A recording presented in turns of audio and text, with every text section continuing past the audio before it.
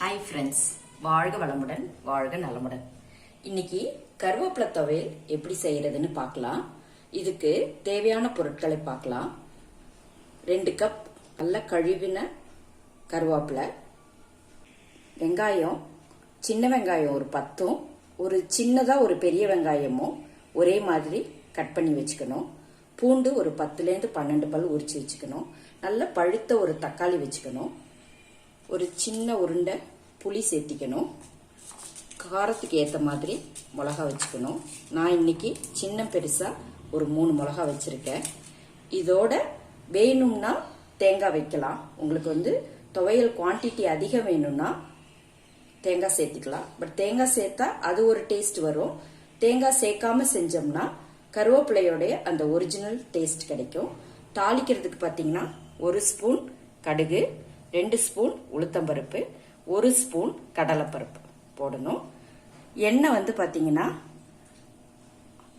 நல்லெண்ணெயில தாளிச்சோம்னா நல்ல மணமா இருக்கும். அதனால நான் எப்பயுமே நல்லெண்ணெயில தான் துவையல் தாளிக்கிறதுக்கு தாளிப்பேன். இப்ப எப்படி செய்யலான்னு பார்க்கலாமாங்க.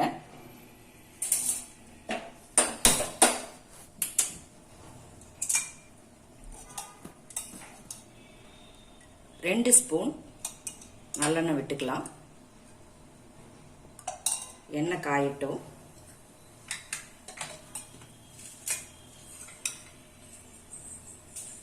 எண்ணெய் காஞ்சிருச்சு. இப்ப 1 ஸ்பூன் கடுகு போட்டுக்கலாம். கடுகு நல்லா பொரிஞ்சிடும். 2 ஸ்பூன் உளுந்து போட்டுக்கலாம். இதோட 1 இல்லைன்னா 2 ஸ்பூன் கடலைப்பருப்பு போட்டுக்கலாம்.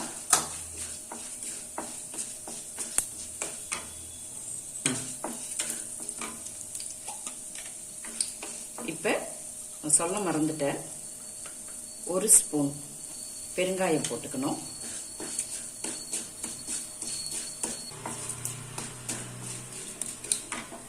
செவந்து வரும்போது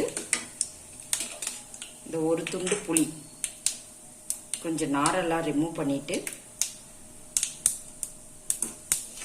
3 வரமிளகாய் போட்டு அதையும் வதக்கிக்கணும்.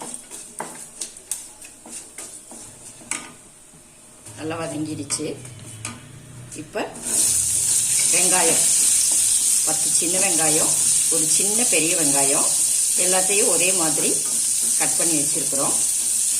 அதையும் நம்ம உரிச்சு வச்சிருக்க 10 to 12 பல் பூண்டு அதையும் போட்டு நல்லா வதக்கணும். இந்த வெங்காயமும் பூண்டும் பாதி வதங்கும் போது தக்காளி போடணும். வெங்காயம் பூண்டு வதங்கட்டும். பாதி வதங்கிடுச்சு.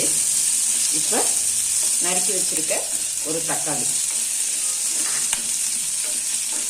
போட்டுட்டு நல்லா வதக்கணும்.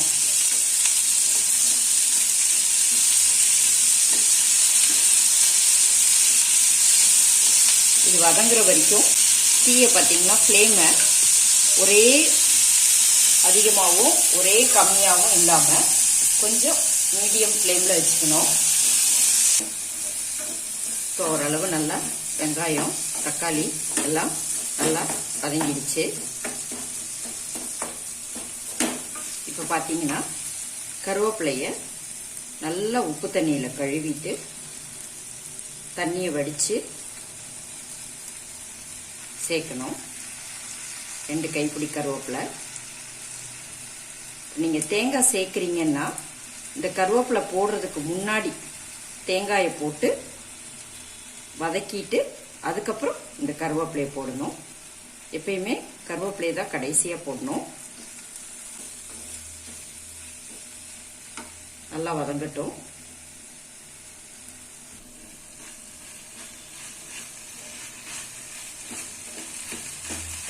நல்லா வதங்கி வந்துட்டு இருக்குது. தேவையான அளவு உப்பு,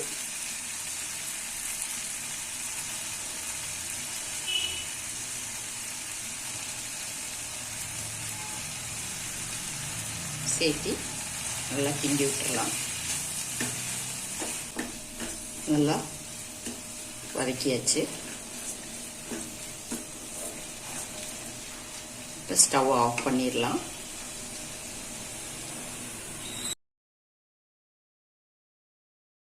இந்த வணக்கினதை கொஞ்ச நேரம் ஆற விட்டுறலாம்.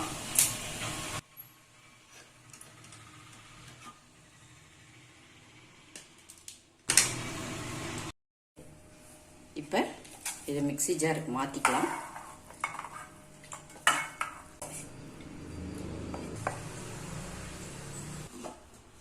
அரைச்சிடலாம். முடிஞ்ச வரைக்கும் தண்ணி ஊற்றாம நல்லா கெட்டியாக அரைச்சிக்கலாம்.